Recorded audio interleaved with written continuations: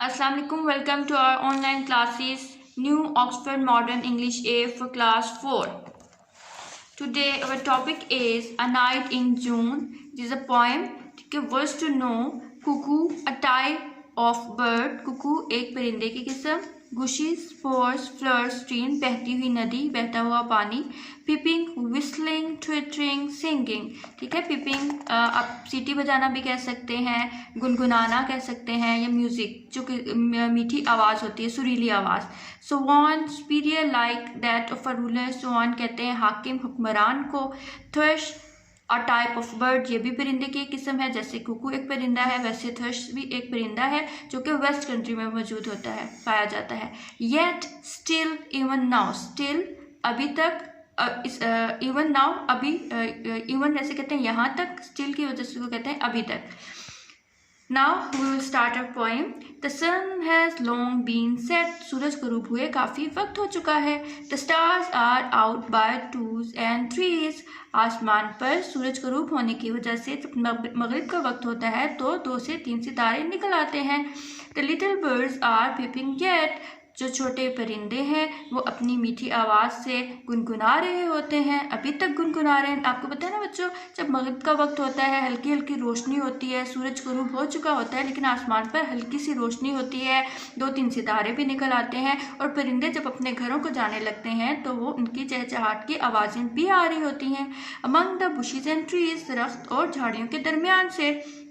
There's a cuckoo and 1 or 2 thrushes. उसमें एक परिंदा जो हमने मीनिंग में भी पढ़ा था कुकू होता है, और 2-3 thrushes जो कि वेस्ट कंट्री में पाए जाते हैं. उनकी मीठी मीठी आवाज़ें उन झाड़ियों में से और दरख्तों में से आ रही होती हैं. And the far of wind that thrushes, और पानी के बहने की आवाज़ कहीं दूर से आ रही होती है.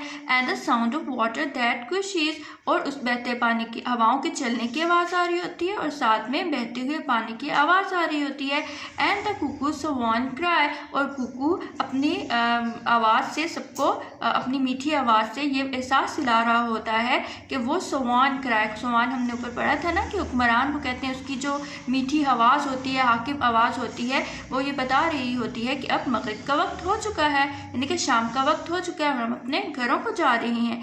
फिल्स all the hollow of the sky, यानी कि कुकूज़ की जो मीठी मीठी आवाज़ है, शाम का वक्त जब अंधेरा छाने लगता है तो बहुत खामोशी होती है ना, अंधेरा होता है, सब परिंदे अपने घरों को जा चुके होते हैं. लेकिन कौन से परिंदे, कुकूज़ और थ्रशीज़, अपनी मीठी मीठी आवाज़ों से उस खामोशी को, सन्नाटे को तोड़ देते हैं और उस अंधेरे को अपनी मीठी आवाज़ से भर देते हैं ताकि खौफ महसूस ना हो.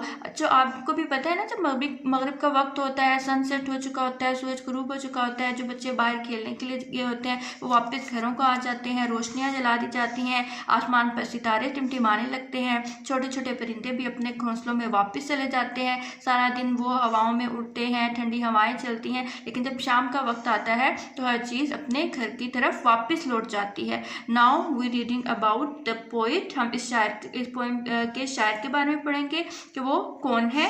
William Wordsworth 770-1850 was encouraged to read and memorize classic poetry from a young age. इसके पोइट का नेम इस A Night in June जो पोएम है वो किसने लिखी है? विलियम वर्ड्सवर्थ ने. ठीक है, ये बहुत ही इन्होंने अपने दौर में, अपने वक्त में बहुत ही बेहतरीन शायरी की. ठीक है, अ यंग एज, अपनी जवानी से ही. He begin to write his own poems when he was still a child. इन्होंने तब से ही पोएम लिखना शुरू कर दी थी जब वो एक छोटे बच्चे थे.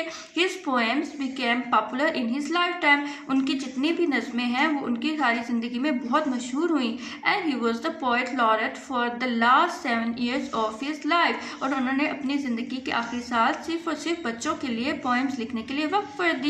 Many of his poems are about experiencing the beauty of the natural world.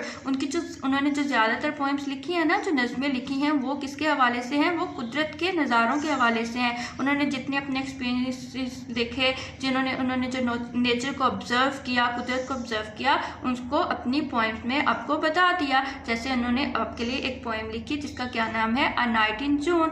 Hope so आपको पोएम अच्छे से समझ आ गई होगी. इसके वर्ड्स मीनिंग को पढ़ें, ठीक है, और वर्ड टू इंग्लिश और फिर उर्दू में अपनी नोटबुक पे इसको लिखें और इस पोएम को बार बार पढ़ें ताकि आपको ये पोएम अच्छे से समझ आए. नेक्स्ट लेक्चर हम नेक्स्ट डेज में आपको डिलीवर करेंगे. टिल देन अल्लाह हाफिज़.